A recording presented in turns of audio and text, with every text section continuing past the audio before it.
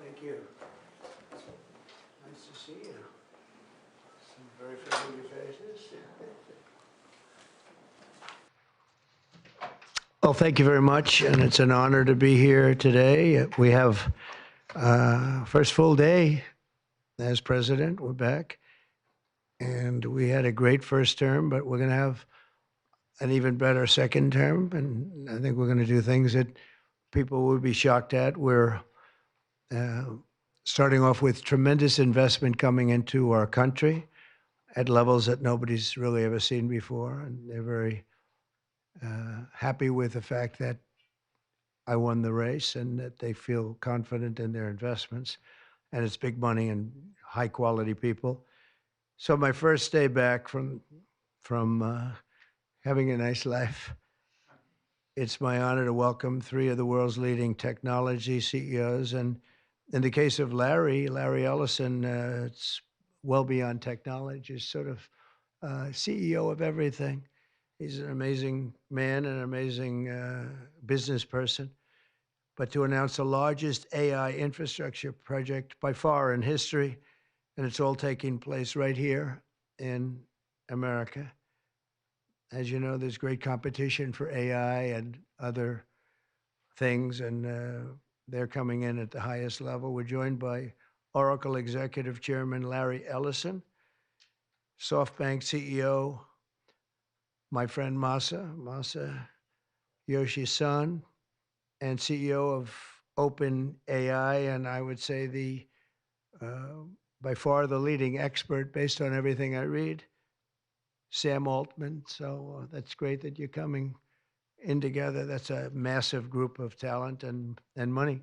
Together, these world-leading technology giants are announcing the formation of Stargate.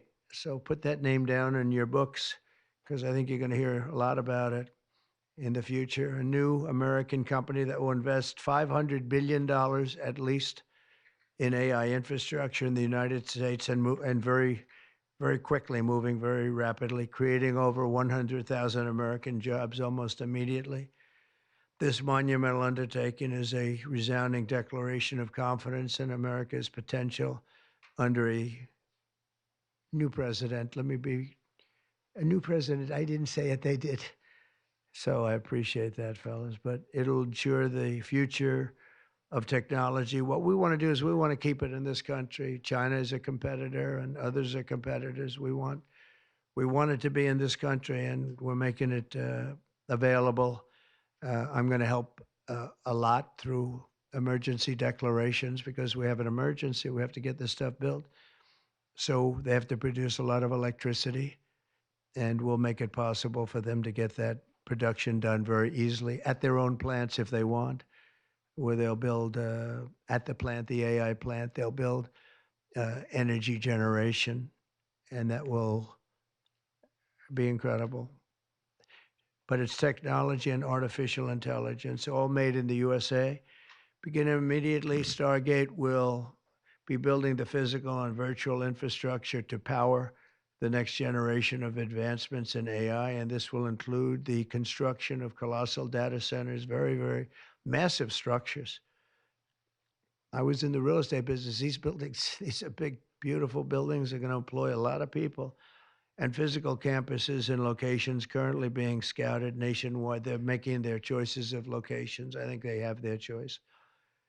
I'd like to ask Larry, Sam, and Masa to say a few words and just talk a little bit about what they're doing, and if you have any questions, and then we'll go into a couple of other subjects also. But this is, to me, a very big thing. $500 billion Stargate project. I think it's going to be something that's very special. It'll lead to something that could be the biggest of all. So, Larry, maybe we'll start with you, and we'll go down the line. Thank you.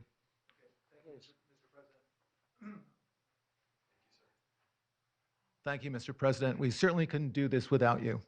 It would simply be impossible. AI holds incredible promise for all of us, for every American. We've actually been working with OpenAI for a while and with Masa for a while, The data centers are actually under construction. The first of them are under construction in Texas. Each building's 500,000 square feet. There are 10 buildings currently being built, but that will expand to 20, and other locations beyond the Abilene location, which is our first location. The kind of applications that we're building, to give you an idea, maybe the most charismatic and the one that I think touches us all is electronic health records, not just maintaining electronic health records, but by looking at electronic health records, understanding the condition of doctors, better understanding the condition of their patients, and being able to provide healthcare plans that are much better than they otherwise would be. A doctor in Indian River Reservation would be able to see how a doctor at Memorial Sloan Kettering would treat the patient, or a doctor at Stanford would treat the patient. We actually provide all of that information, all of that guidance to the doctors who are treating cancer patients or patients with any other kind of disease, made possible by AI. I'm not going to take a lot of time. I'm going to pass it to Masa, but this is a very exciting program for Oracle to be a part of. Thank you.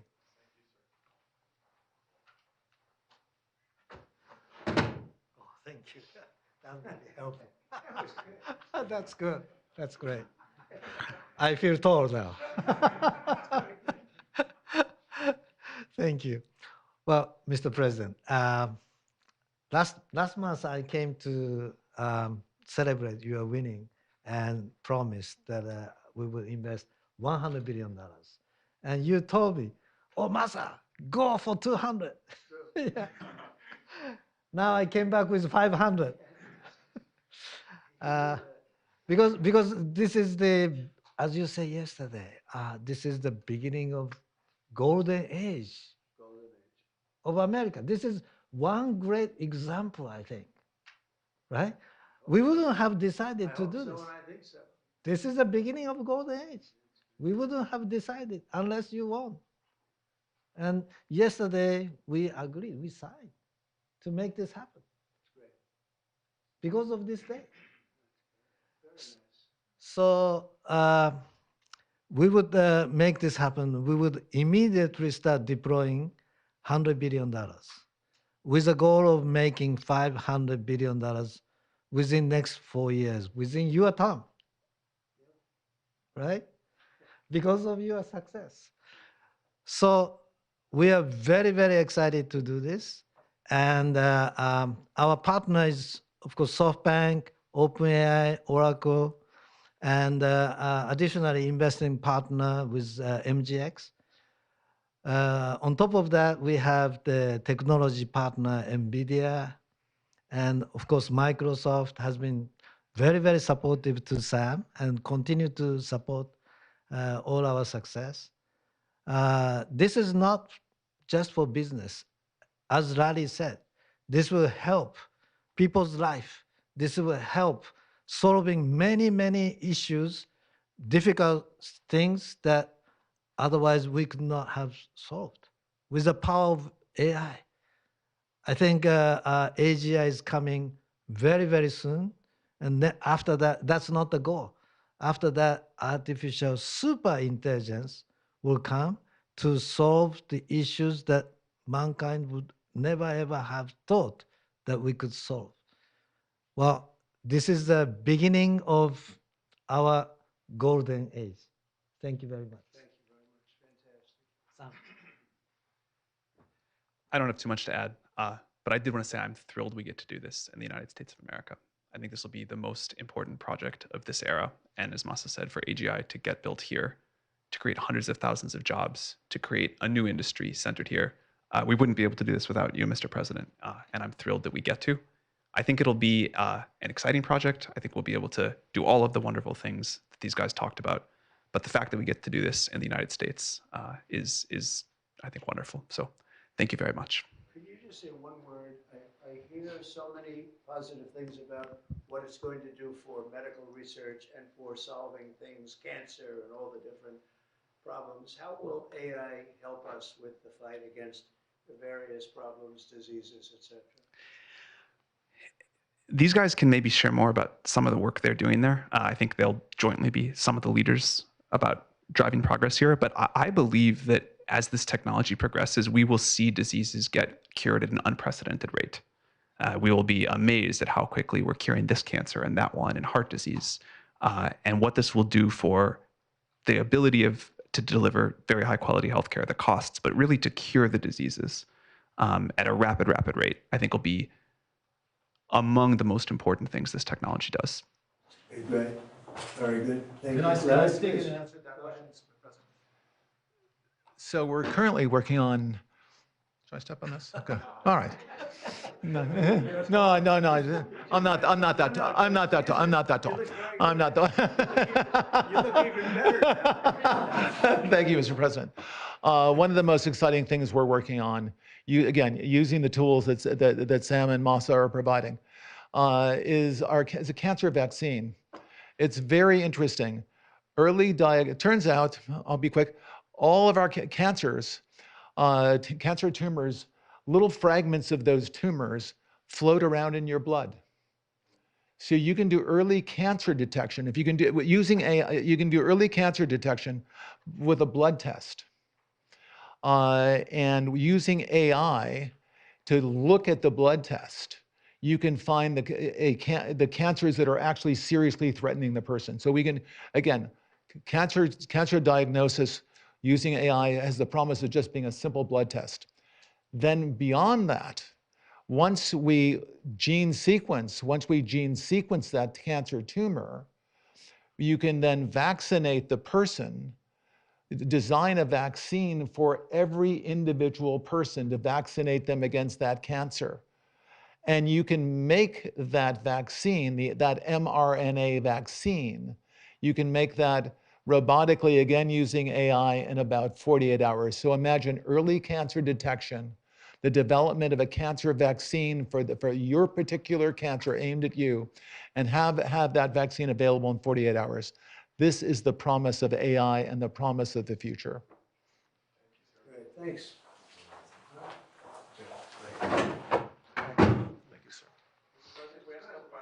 Yeah, just 1 second. We'll finish up. But these are highly respected guys. I was shocked with Larry because I don't even think Larry does this stuff. You did a very good job for a guy that doesn't do it much, right? But he's so respected, and the group, and it's really an honor. But for Larry to be here and do this is very unusual because he doesn't do this stuff. He doesn't need it. He does, and you don't need it, do you? Huh? You don't need it. But I think it's an honor to the country. It's a great honor that this group, these are the top people, that they're going to do it, and they're going to do it here, and we're going to make it as easy as it can be. A $500 million Stargate project comes in addition to a separate pledge between $100 and $200 billion from, as we know, from Masa that we talked about before. Also, $20 billion from DMAC, which was great, and we have many others that are coming. Some I just announce it. It's easier, but with some I know them, and they're so highly respected. I'd rather do it this way. Many would like to do it this way, but we're letting the world know what's happening. This is money that normally would have gone to China or other countries, but in particular China. In total, before the end of my first full business day in Washington in the White House, we've already secured nearly $3 trillion of new investments in the United States, and probably that's going to be 6 or 7 by the end of the week.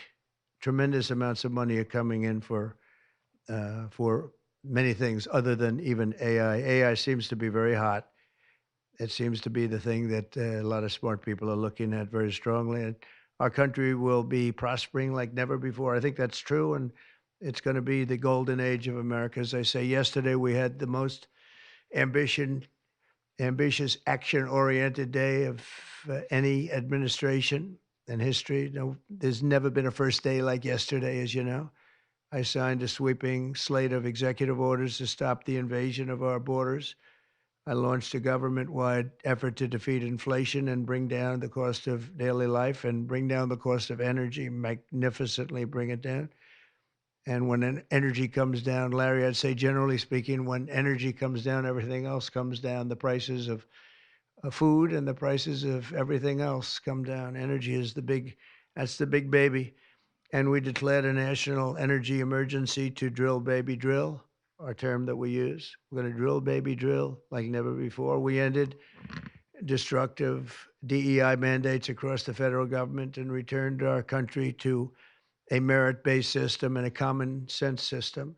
As you know, the Supreme Court gave us a decision on merit, where things in this country can be based on merit now instead of a lot of different rules, regulations, and things that really put our country at a big disadvantage. We permanently stopped government censorship and restored free speech. That was signed yesterday. We renamed the Gulf of Mexico the Gulf of America. Sounds so beautiful, the Gulf of America, and returned the name of a great president, William McKinley, to Mount McKinley. They took off the name, and he was actually a great president. He was a very, very successful businessman. He ran for governor of Ohio. He won and did a great job as governor, ran for president, and he won. He was assassinated ultimately in his second term, unfortunately. But he was the tariff king, and I don't think he was as bad as I am. I think I believe in him even more than him, but he believed in him very strongly. And he raised massive amounts of money. Our country was at its richest from 1870 to 1913. We had the most. That was when we were the richest, relatively speaking. We were the richest during that period of time. That was tariffs from other countries. And our administration's moving with unprecedented urgency and speed to confront every single crisis facing us, and we'll get the job done. And again, I want to thank Sam and Masa and Larry for being here. It's an honor to have them. And we'll take a few questions if you want. Some of the executive orders, you would agree that it's never acceptable to assault a police officer, Sure. right? So then if I can, among those you pardoned, DJ Rodriguez, he drove a stun gun into the neck of a DC police officer who was abducted by the mob that day. He later confessed on video to the FBI and pleaded guilty for his crimes. Why does he deserve a pardon? Well, I don't know. Was it a pardon? Because we're looking at commutes and we're looking at pardons. Okay, well, we'll take a look at everything. But I can say this. Murderers today are not even charged. You have murderers that aren't charged all over. You take a look at what's gone on in Philadelphia, take a look at what's gone on in LA, where people murder people and they don't get charged. These people have already served years in prison, and they've served them viciously. It's a disgusting prison. It's been horrible. It's inhumane. It's been a terrible, terrible thing. I also say this, you go to Portland, where they wrapped police officers, shot police officers, nothing happened to anybody. You go to Seattle, where they took over a big chunk of the city and people died. Portland, a lot of people died. Wait a minute. And you go also, take a look at Minneapolis, because I was there and I watched it. And if I didn't bring in the National Guard, that city wouldn't even exist today. People were killed and nobody went to jail. So these people have already served a long period of time, and I made a decision to give a pardon. Joe Biden gave a pardon yesterday to a lot of criminals. These are criminals that he gave a pardon to. And you should be asking that question. Why did he give a pardon to all of these people that committed crimes? Why did he give a pardon to the J6 Unselect Committee when they burned and destroyed all documents which showed that they did what was wrong, not me? Wait a minute. Why did they give a pardon to all of his relatives, his brother who made millions of dollars, to all these different people? He gave pardons. That's the question you should be answering. All right, go ahead. Yeah, please. If I can just follow up with about your Steve, can I just follow up with that really fast? No. I just want to ask Go you ahead. this. You said Tell you us, will. tell us about your meeting with Speaker Johnson, Senator Thune. Did you reach any conclusion on this one big? Pretty much. I think we have a good situation now. It's been in some ways made simpler by Los Angeles because they're going to need a lot of money. And generally speaking, I think you'll find that a lot of Democrats are going to be asking for help. So I think maybe that makes it more one-sided. I think we're going to do very well. Look, we're going to take care of Los Angeles. I'm going there. I'm going to North Carolina, which has been abandoned by the Democrats. And I'm going to North Carolina, very importantly, first. I'll be there on Friday. And then I'm going from there to Los Angeles. And then I'm going to Nevada. And I'm really going to Nevada to thank them for the vote because we won Nevada overwhelmingly, and that's usually a Democrat vote. And I just want to go there to thank the people of Nevada for the big vote. So we'll be making that. Yeah, please. The leaders of the Proud Boys and the Oath Keepers were freed following their pardons yesterday. At the time, back in 2021, you urged them to stand back and stand by. Is there now a place for them in the political conversation? Well, we have to see. They've been given a pardon. I thought their sentences were ridiculous and excessive. One of the guys took down a flag that was an anti-American flag, and he was given years in jail. I don't know the exact number, but he was given many years in jail. I thought it was very excessive. And at least the cases that we looked at, these were people that actually love our country. So we thought a pardon would be appropriate. Yeah. Mr. President, is it also true in your conversations with Republicans today that you asked them to consider recess appointments for cabinet officials? I think, yeah, if it's needed. I don't think it's going to be needed. Marco, as you know, got passed overwhelmingly with 99-0, which is pretty amazing. Marco is going to do a great job, Secretary of State, but he just got, I guess he was the first one and just got approved. That's some vote, 99-0, and the nothing was a vote that he would have gotten if we wanted to do it. But you know whose vote that was? Who's doing a great job right now as vice president. Did you also talk about some sort of a trade or a deal involving wildfire relief in extension for a debt? Well, what I really want to have done, I was talking about this with the guys back in the Oval Office. Los Angeles has massive amounts of water available to it. All they have to do is turn the valve, and that's the valve coming back from and down from the Pacific Northwest, where millions of gallons of water a week and a day, even in many cases, pours into California, goes all through California down to Los Angeles, and they turned it off. It's off now. The valve goes, it turns toward the Pacific Ocean, and all that water goes pouring into the Pacific Ocean. If they did what I told them to do, they wouldn't do it because politically they didn't think it was good. I think it's great politically. I think they're dead politically. What they've done, they've destroyed the city. What they've done to that city is unbelievable. The sprinklers, their sprinklers in there like these right here that you see, none of them had any water in them. They didn't have any water. The fire hydrants, 40% of them had no water. The brush was just dry. Everything was dry. The sprinklers on the lawn weren't allowed to even be used. So, you know, everything was dry, and it was an inferno. They created an inferno. So we're demanding that they turn the valve back toward Los Angeles right now. It's not even believable that they haven't done it. Just so you know, they have a valve, and it turns like, think of a sink, but multiply it times many thousands of times the size of it. It's massive. And you turn it back toward Los Angeles. Why aren't they doing it? They either have a death wish, they're stupid, or there's something else going on that we don't understand.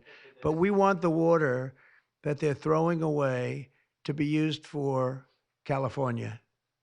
And that includes the farmers of California. You know, when you drive up north, you see all of the land.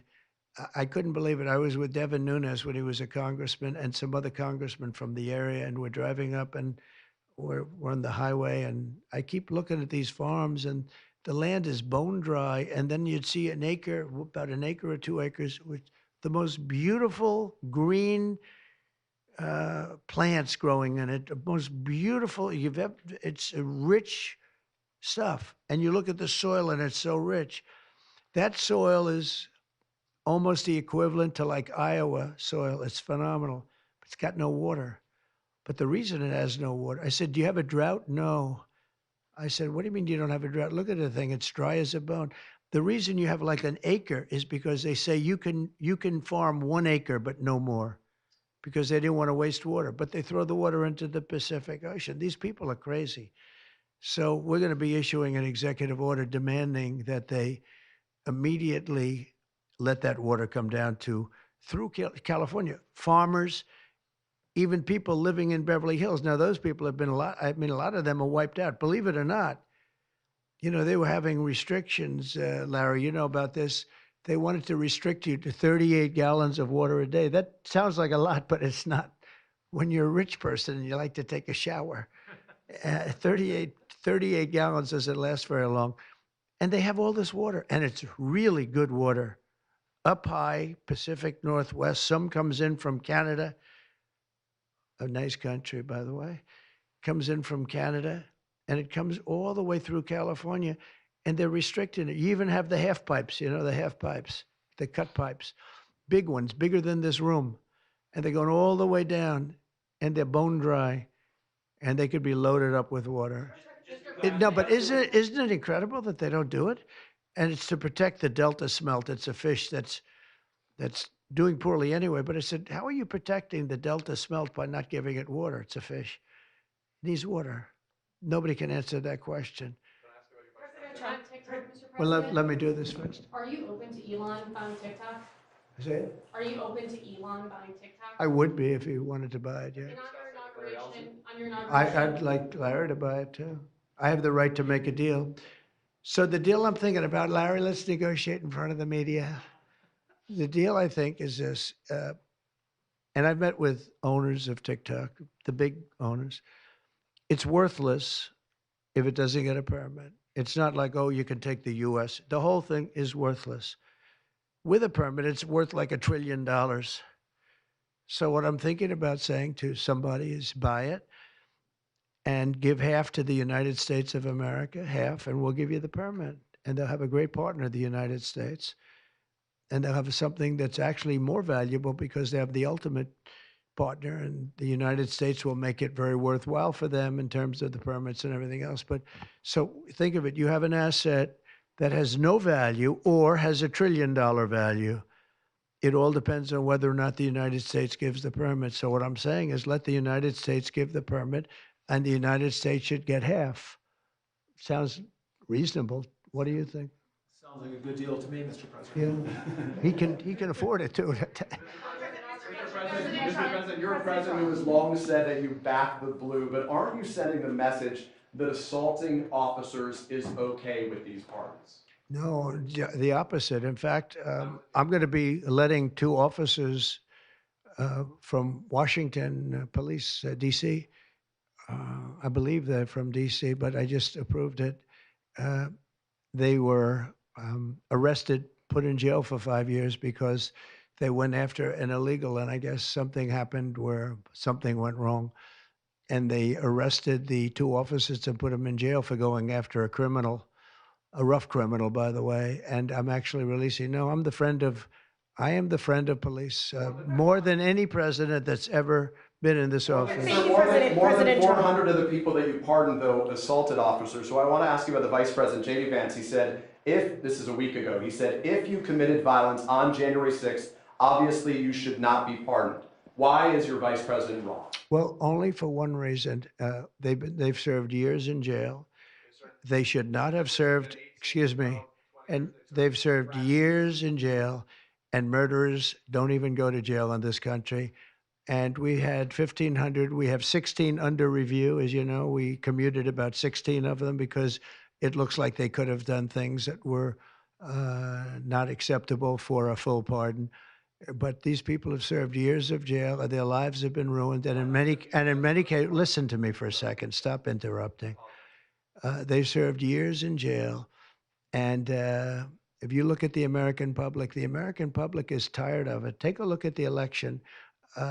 Just look at the numbers on the election. We won this election in a landslide because the American public is tired of people like you that are just one-sided, horrible people in terms of crime. You don't talk about all the people that have been killed and what happens to those murderers.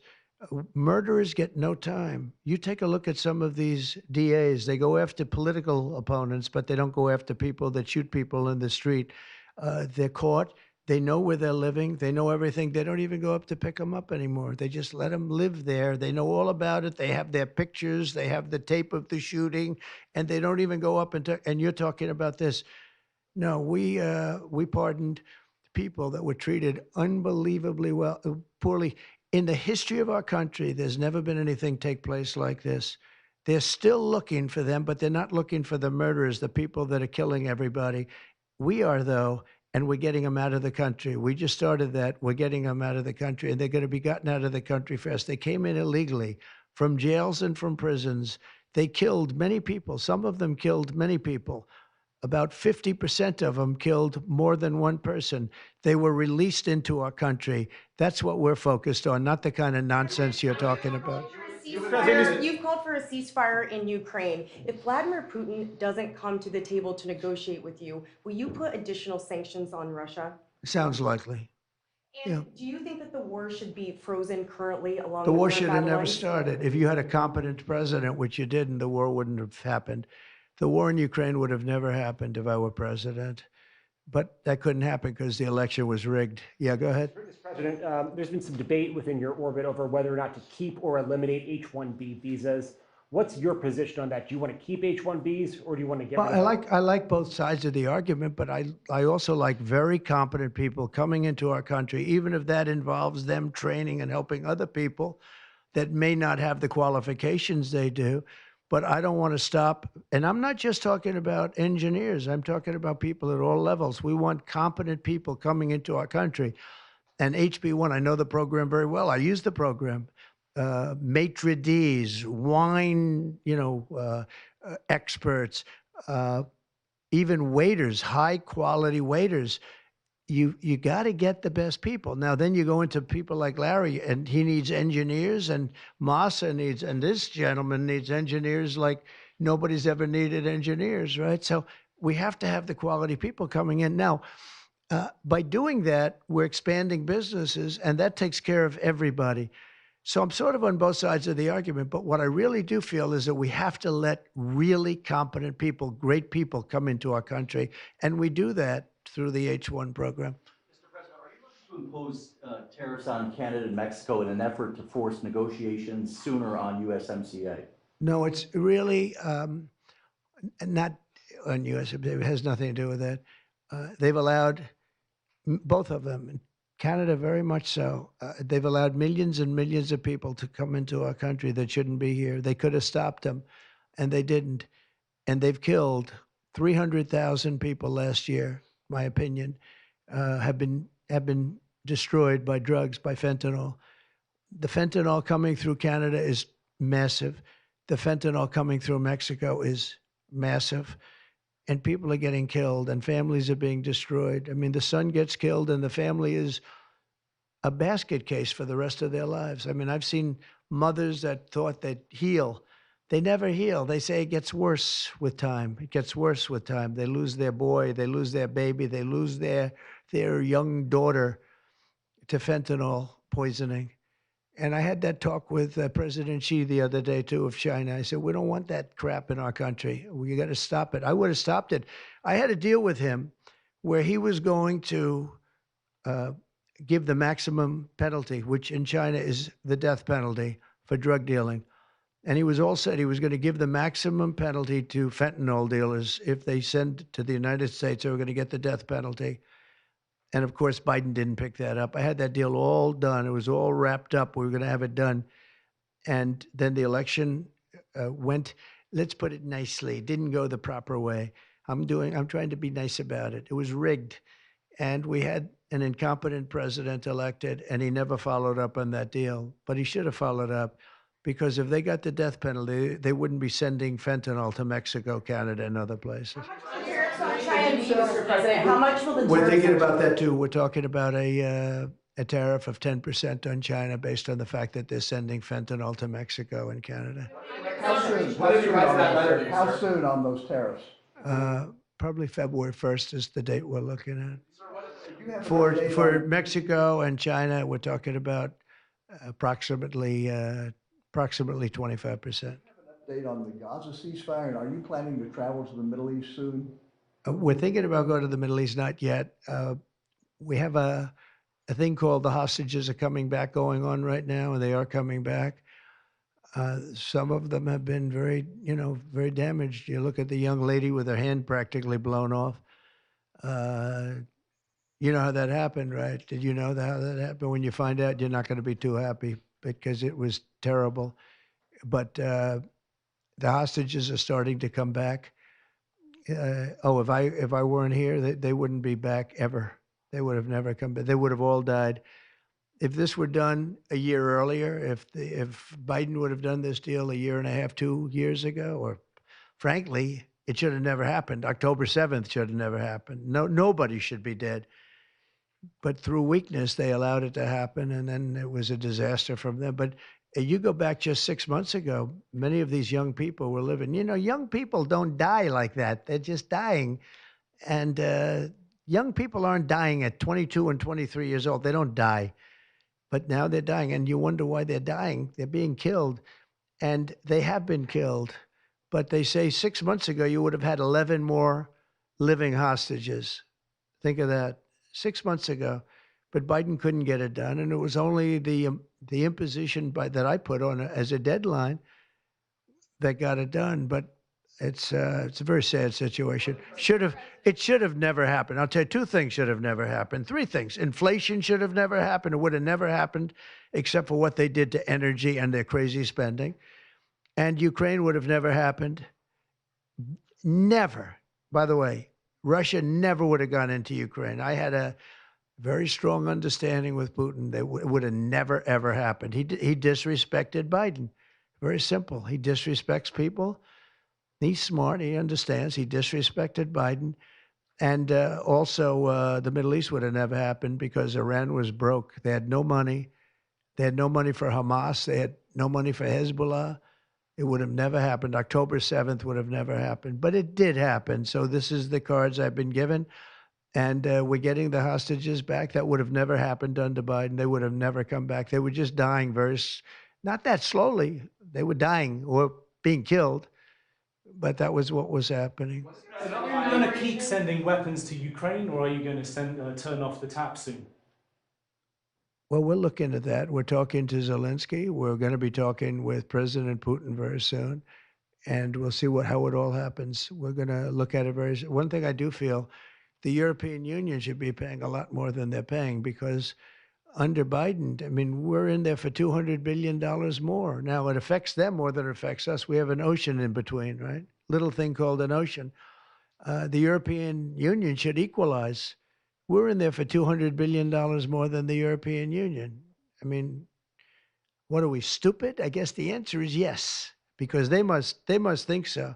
But the European Union takes advantage of us tremendously on trade, and they now take advantage of, and always have. If I didn't get involved years ago, my first term, one of the first things I noticed was that they're not paying enough. They're not paying. And a lot of those countries weren't even paying. The NATO countries, they weren't paying. Only 7 out of 28 were paying. We were one of them. And Poland was one. And they had a few of them that were paying, and some were paying very proudly. Usually, the closer to the borderline of Russia they were, the faster they paid, okay? The ones that were further away tended not to pay so fast. And one thing on that, I think they should lift their number not to 2%, but to 5%. NATO should be at 5%, not at 2%. 2% is ridiculous, yeah. Did U.S. President Xi, in your conversation about Ukraine, you asked him to get involved in helping settle that. Can you tell us about that? I did, yeah. I said, you ought to get it settled because he's not done very much on that. He's got a lot of power, like we have a lot of power. I said, you ought to get it settled. We did discuss it, yeah. Do you intend to continue selling products that benefit yourself personally while you're president? Well, I don't know if it benefited. I don't know where it is. I don't know much about it other than I launched it. I heard it was very successful. I haven't checked it. Where is it today? You made a lot of money, sir. How much? Several $billion, it seems like, in the last several days. Several billion? That's peanuts for these guys. You talked about the letter from President Biden. Can you give us some sense, broadly speaking? Yeah, he wrote me a nice letter. I mean, I did open it last night. And I didn't know. Peter said, did you get the letter? I said, wait a minute, let's see the letter. It's sort of a tradition. You put it in the drawer, especially of the beautiful Resolute desk, right? And I opened the drawer, and there it was. It said to number 47. And it was a very nice letter. I mean, I could show it because I think it was a nice letter. Maybe I will. I think just basically, it was a little bit of an inspirational type letter, you know, enjoy it, do a good job. important, very important, how important the job is. But I think it was a nice letter. I think I should let people see it because it was a positive for him in writing it. I appreciated the letter. Mr. President, were security concerns at all a factor when deciding to move your inauguration indoors? No, not at all. No, not at all. It was just cold. Look, if we would have, I just went out to the helicopter, right, we said goodbye. That's a tradition. As long as before it used to be a stagecoach, and then helicopters came along. But that's been a tradition. You go out and you do that. And we stood there for 10 minutes, and I'll tell you what, people would not have been able to get through that day. That was cold. It was sort of interesting. Don't let the sun fool you. Tell me something. Sunny days can get very cold, can't they? Because that was so freezing yesterday. You couldn't have gotten through it. It would have been. And the answer is no, it wasn't security. With that being said, I thought the Capitol, the rotunda, was beautiful. 72 degrees, unbelievable sound. It's like being in an opera house. I could see people wanting to do it there rather than outside. Why did you remove John Bolton's security clearance, sir? Because I think there was enough time. We take a job. You take a job. You want to do a job. We're not going to have security on people for the rest of their lives. Why should we? I thought he was a very dumb person, but I used him well because every time people saw me come into a meeting with John Bolton standing behind me, they thought that he'd attack them because he was a warmonger. He's the one that got us involved, along with Cheney and a couple of others, convinced Bush, which was a terrible decision, to blow up the Middle East. We blew up the Middle East and we left. We got nothing out of it except a lot of death. We killed a lot of people. And John Bolton was, one of those guys, a stupid guy. But no, you can't have that for life. You shouldn't expect it for life. You mentioned with President Zelensky, will that take place here? And when and where will you meet with? I don't know. I mean, look, President Zelensky would like to have peace. He's told me that very strongly. He'd like to have peace, but it takes two to tango. We'll see what happens. When will you meet with President Putin? Anytime they want, I'll meet. I'd like to see that end. Millions of people are being killed, and they're being killed. It's a vicious situation, and they're now largely soldiers. A lot of people have been killed in the cities. They look like demolition sites. Buildings, massive buildings bombed and coming down. The thing with Ukraine is that many more people died than you're reporting. You're not reporting the real numbers, and I'm not blaming you for that. I'm blaming maybe our government for not wanting to release those numbers. Many more people died than what you know about. When those big buildings come down and they say 2 people were injured, no. Many people, thousands of people are being killed. But the real killing now is on the war front. It's a very flat land. And the only thing that stops a bullet is somebody's body. And you have young soldiers. So Russia's lost about 800,000 soldiers now. Ukraine's lost about 600 or 700,000. I think the numbers are low that they're giving out. But they've lost massive numbers of young soldiers. And that war should stop. It's very flat. It's beautiful farmland, and it's flat and really beautiful in a different kind of a way, but they don't have any protection. The only thing that stops a bullet is a body. And those bodies are stopping a lot of bullets, and they're being decimated, both sides. Your conversation with President Xi, what did you tell him in terms of when to expect tariffs? And what can he do to avoid them? About which one? About tariffs? We didn't talk too much about tariffs, other than he knows where I stand. Look, I put large tariffs on China. I've taken in hundreds of billions of dollars. Until I was president, China never paid not 10 cents to the United States. With me, they paid $600 billion or so, or more than that even, of tariffs. And if I didn't do that, you wouldn't have a steel mill open in the United States right now. You wouldn't have one steel mill open in the United States. So what I did is I saved the steel industry. I saved other industries too with other tariffs. Other countries are big abusers also. It's not just China. China's an abuser, but the European Union is very, very bad to us. They treat us very, very badly. They don't take our cars. They don't take our cars at all. They don't take our farm products, essentially. They don't take very much. We have a $350 billion deficit with the European Union. They treat us very, very badly. So they're going to be in for tariffs. It's the only way you're going to get back. It's the only way you're going to get fairness. You can't get fairness unless you do that. But the European Union's treated us very badly. But essentially, everybody treats us badly. You know, everybody treats us badly. Yes, go ahead. Because we allow them to. Because we've had stupid people doing this, and we can't have. I'd like to have these three people negotiate for us, just for 1 week, and we'd be a rich country again. But we'll be rich. Mr. President, on AI data centers, will you rescind President Biden's executive order that opens up federal lands? On which centers? On data centers. Will you rescind President Biden's executive order that opens up federal lands for data centers and energy production? No, I wouldn't do that. That sounds to me like it's something that I would like. I'd like to see federal lands opened up for data centers. I think they're going to be very important. Again, we have a lot of competition for that.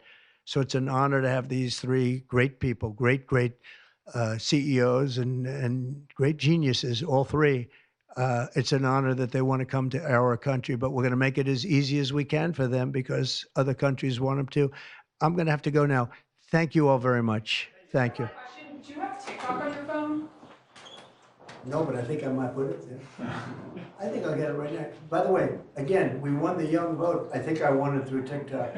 So I have a warm spot in my heart for TikTok. Okay? Thank you. Thank you very much. Thank you, Mr. President.